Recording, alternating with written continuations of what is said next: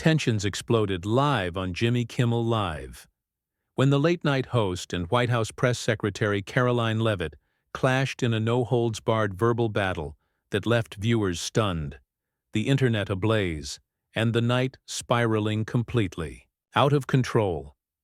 From the moment Karoline Leavitt's name was announced, something felt different in the room.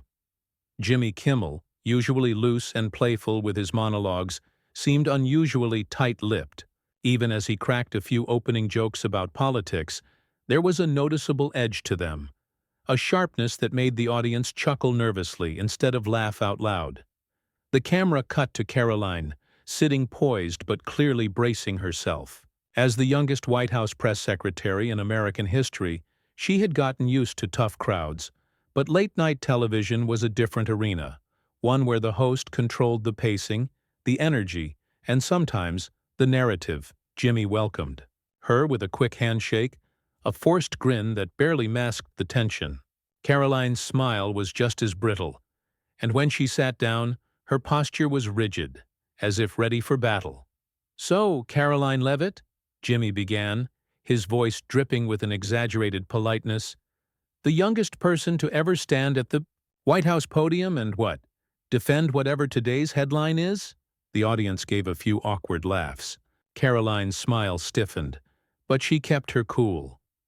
"Well, Jimmy," she replied crisply, "I am there to tell the truth, even when it is inconvenient for some people who prefer jokes over facts." The audience oohed. Jimmy's eyebrows lifted, in mock surprise. Right, he said, leaning back. "Truth from the White House. That has always been the case, right?" He chuckled to himself, but Karoline leaned forward slightly, her voice calm but steely. "If you want to get into a debate about misinformation, Jimmy, we can start with some of the things you've said on this show." The atmosphere shifted, instantly. The audience tensed, sensing the energy was not the usual playful sparring. Jimmy smiled tightly. "Oh, I would love to hear this," he said, waving a hand. "By all means, tell me how a late-night comedian is ruining democracy."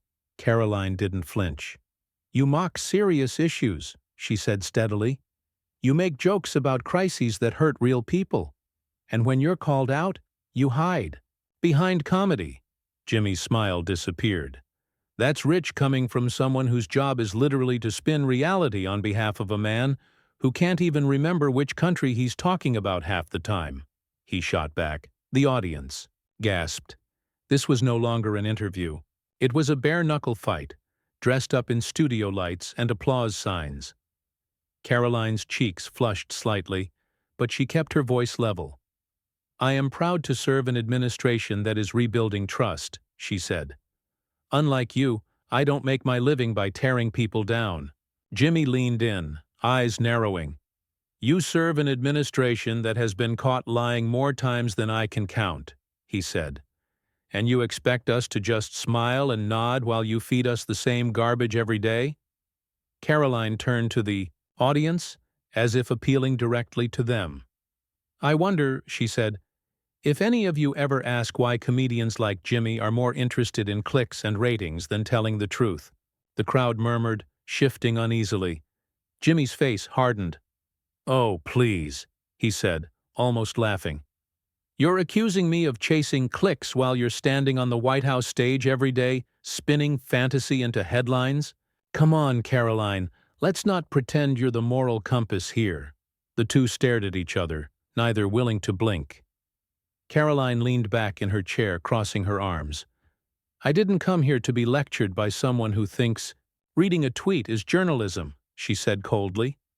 Jimmy straightened up. "And I didn't invite you here to listen to political fairy tales." For a moment it felt like the whole studio was holding its breath.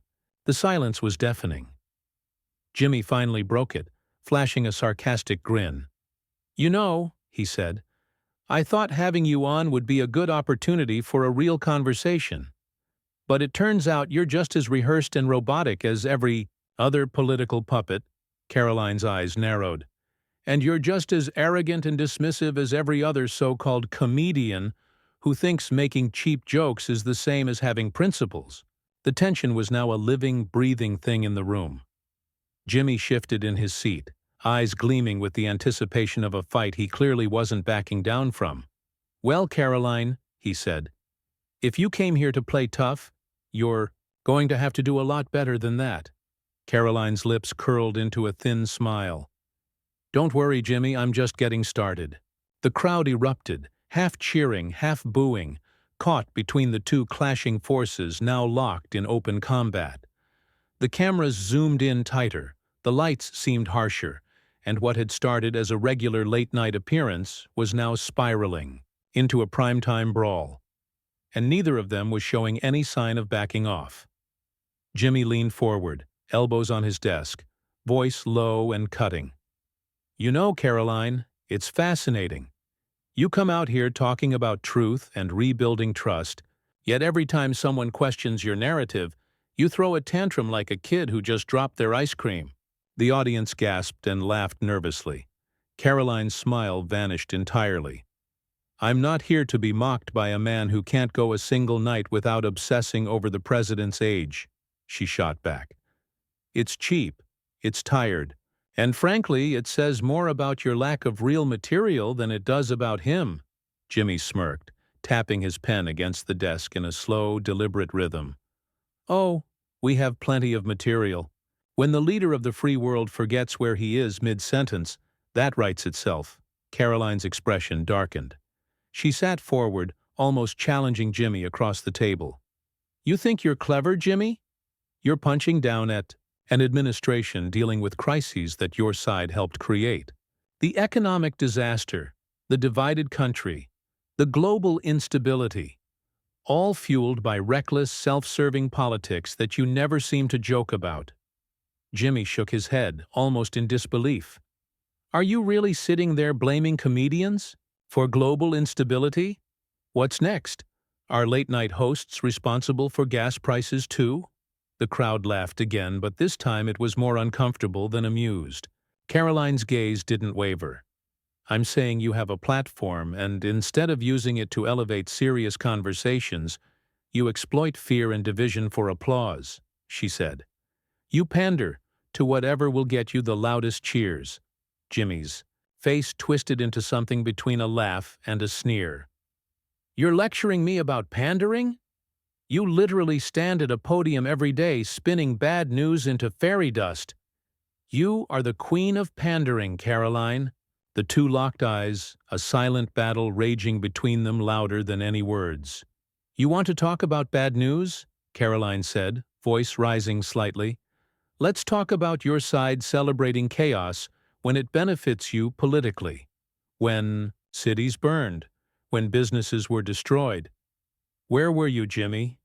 Making jokes, fanning the flames because it made for a better monologue." Jimmy slammed his hand lightly on the desk, startling some in the crowd. That's rich coming from someone whose boss called half the country threats to democracy just because they dared to disagree. Jimmy barked, his voice sharp now, the mask of humor slipping away entirely.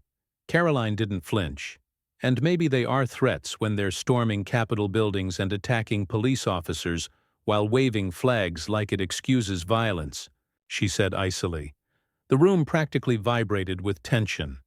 The audience, unsure whether to cheer or stay silent, settled into a stunned hush. Jimmy leaned in even closer, his voice quieter but every bit as brutal. "You can spin, you can shout, you can point fingers all you want, Karoline, but at the end of the day, the truth doesn't need a press secretary to make it pretty." Karoline matched him, inch for inch. "And at the end of the day, late-night hosts like you have abandoned comedy for political activism. You're not holding anyone accountable. You're selling outrage disguised as entertainment." Jimmy blinked once, slowly, as if weighing whether to even continue. But the decision was obvious. Neither of them were backing down, not now. "You know what's funny?" Jimmy said, his voice low and mocking. "You came here thinking you were going to clean up your administration's image by sparring with a comedian. You thought you could come in here and bully your way into legitimacy." Karoline smirked, her first real smile of the evening. "I didn't come here to clean anything up," she said coolly. "I came here to expose you. And I think it's working. The crowd roared, some in cheers, others in boos. It didn't matter anymore. The gloves were off, and it was a free-for-all. Jimmy sat back in his chair, surveying her like an opponent he now realized was more dangerous than he had anticipated. "Expose me?" he repeated, almost laughing. "Honey, the only thing you've exposed is how thin-skinned and brittle this new generation of political mouthpieces really is." Karoline shook her head, almost pityingly. "No, Jimmy. What's being exposed is how people like you helped create the division you claim to despise.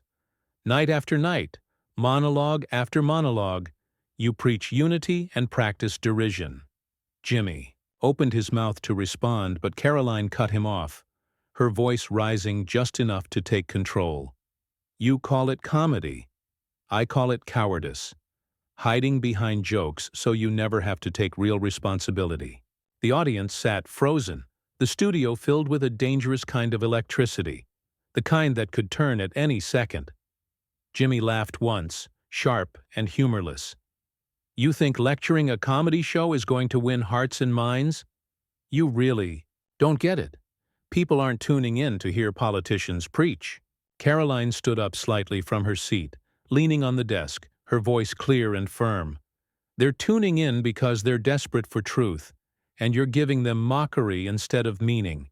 The audience gasped again, louder now, feeling the confrontation tip into something heavier, more serious than the playful jabs of an ordinary late-night show. Jimmy stood up too, facing her across the desk. "You're not here for truth," he said, his voice cold. "You're here for damage control." Karoline smiled tightly. "And you're here for ratings." The two stared each other down, the cheers, boos, and nervous laughter of the audience fading into background noise. The confrontation had reached a boiling point, and there was no more pretending it was anything less than war now. Jimmy took a breath, gripping the edge of his desk. "You know what?" he said, voice even. "Maybe this was a mistake. Maybe some people just don't belong here." Karoline's eyes glinted dangerously. "Maybe some shows just can't handle the truth." For a split second, neither moved, neither blinked. The tension was thick enough to choke on, and then Jimmy pointed toward the exit, a small, almost imperceptible gesture, but one that sent a shockwave through the room. The energy shifted. Something irreversible had just been set in motion. The audience collectively gasped, then roared in a chaotic mix of disbelief, anger, and excitement. Karoline didn't flinch. She squared her shoulders, giving Jimmy one last searing look, but she didn't leave. Not yet. She leaned into the mic, her voice ringing out clearly across the stunned studio. "This is what it looks like when you can't win an argument. You silence it." Jimmy's jaw clenched, and just like that, the battle lines were no longer just drawn. They were set ablaze. Karoline stood tall by the desk, microphone still inches from her lips, her gaze burning into Jimmy as the audience erupted into a cacophony of noise. Some people cheered wildly, some booed, but everyone sensed it. The show had left the tracks, and no one was steering anymore. Jimmy straightened his jacket, his mouth twitching as if debating his next move. He glanced at the producers off stage, who were frantically motioning for him to wrap it up, to move on, to regain control. But Jimmy wasn't ready to let go. Not yet. He took a breath and turned back to Karoline. "You think you're some truth-teller standing here on my stage, hijacking my show?" His voice was low, dangerous. "You're nothing but another professional spin doctor who can't take a little heat." Karoline tilted her head slightly, a smirk playing on her lips. "Heat? Jimmy, if this is your idea of heat, no wonder your ratings are collapsing." The jab landed hard. Even a few in the audience couldn't help but let out sharp gasps and whistles. Jimmy's face darkened. He wasn't used to being called out, especially not like this, not in his own house. "You don't get it," Jimmy said, pacing slightly behind his desk, his hands animated. "People don't come here for propaganda. They come here to laugh, to get away from the endless parade of lies you peddle on that podium every day. Karoline crossed her arms, unbothered by his movement. Maybe they come here to laugh because they're tired of people like you treating them like they're stupid. Jimmy stopped mid-stride, facing her fully now. His voice sharpened, every word laced with venom. Don't lecture me about treating people like they're stupid. You think the American public is too dumb to notice when you dodge every real question? When you spin every mistake into a historic success? You stand up there day after day thinking if you say something with enough fake conviction, people will just swallow it. Karoline stepped around the desk, closing the distance between them, refusing to be boxed into the corner where guests were supposed to stay. The crew backstage went into panic mode, but no one dared cut to commercial. The cameras kept rolling, locked onto the human explosion unfolding on live television. And you, she shot back, voice ringing clear, think if you wrap every insult in a joke, that it excuses your dishonesty, that it somehow makes you the good guy. But guess what, Jimmy? Laughter doesn't erase hypocrisy. The studio crackled with raw, uncomfortable energy. Some audience members were now shouting. Others were furiously clapping. It didn't matter. Jimmy and Karoline were locked into a head-on collision. You sit there night after night, she continued, voice gaining momentum, pretending to be some warrior for the little guy. But when faced with someone who challenges your echo chamber, you melt down like a spoiled child. Jimmy stepped even closer, the desk now behind him, nothing separating them. His voice dropped to a dangerous low. I challenge people every night, Karoline. You just don't like it when someone challenges you back. Karoline leaned forward, practically nose to nose with him. Challenge me? You've done nothing but insult, demean, and deflect, because you can't actually win on substance. You're afraid of real debate because it threatens your carefully curated audience. The audience roared again, split right down the middle, some chanting Jimmy's name, others yelling incoherently. Jimmy turned slightly, playing to the crowd, his sarcasm thick. Oh, look at you, turning this into a TED Talk on courage. How inspiring. Karoline didn't blink. You can mock all you want. It doesn't change the fact that you're terrified of losing control. Jimmy's smile faltered. For a split second, something raw flashed in his eyes. Anger, maybe even doubt, before he masked it with a laugh. Control? He said, almost shouting over the noise. You're standing in my studio, on my show, thinking you can come in here and lecture me about control? Guess what, Karoline? You're not in the White House briefing room anymore. Karoline's voice was a razor's edge now. And you're not hiding behind a desk anymore. The moment hung in the air like a storm about to break. The producers were practically on the verge of storming the stage, but Jimmy raised a hand, holding them back. His face hardened. He was going to finish this himself. He stepped back, putting just enough distance between them to give himself space to breathe and to strike. You know what? Jimmy said, his voice icy. This little performance of yours? This tantrum? It's exactly why people don't trust anything that comes out of that administration. Karoline's smile returned, colder than before. And your smugness is exactly why nobody trusts the media elite anymore. Another roar from the audience, louder than before. Some stood up, either booing or cheering, the entire studio now feeling like it might erupt into chaos at any second. Jimmy looked around the room, soaking in the scene. He turned back to Karoline with a smirk that didn't quite reach his eyes. You came here to make a point? Congratulations! You've made it, he said, voice dripping with disdain. You've shown everyone exactly who you are. Karoline took a step back, raising her hands slightly as if presenting herself to the crowd. I have no problem showing who I am, she said. I stand by my words. I stand by my actions. Can you say the same? Jimmy's face twitched. He opened his mouth, but for a heartbeat, nothing came out. And that heartbeat was all it took. Karoline turned to the crowd, her voice rising to cut through the clamor. This is the face of Hollywood hypocrisy, folks. They'll mock you, insult you, call you names. But the second you fight back, they crumble. The audience exploded, the volume reaching a deafening pitch. Jimmy, red-faced now, finally snapped. "You know what?" he barked. "I'm done wasting my time. If you can't respect the stage, you don't deserve the spotlight." Karoline raised an eyebrow, unimpressed. "Finally, something we agree on." Jimmy pointed again toward the wings, more forcefully this time. His voice shook with fury. "Get off my stage!" Karoline stood her ground, taking a moment to scan the room, letting the full weight of the moment settle. Then she leaned back into the microphone one last time. This is what censorship looks like. The crowd lost it, half of them booing, half of them screaming in approval. Security moved in from the sidelines, slowly approaching, waiting for a signal. Karoline looked back at Jimmy, gave a sharp, dismissive nod, then turned without another word, and strode toward the exit. Jimmy stood frozen at his desk, breathing heavily, watching her leave.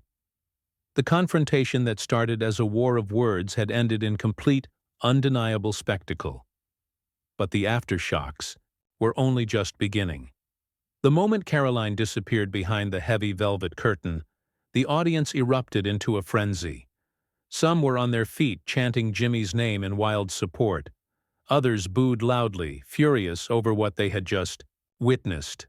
The chaos felt less like a talk show taping and more like a battleground that had been firebombed. Jimmy remained standing behind his desk, his breathing still heavy, hands gripping the sides so tightly that his knuckles turned white.